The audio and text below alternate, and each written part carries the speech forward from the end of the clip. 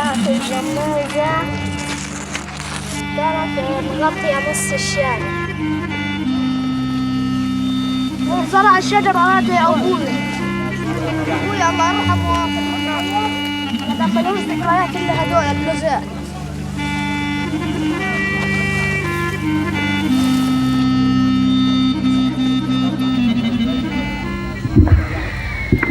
لليوم السابع على التوالي ما زالت الهجمات الإسرائيلية تعصف بقطاع غزة.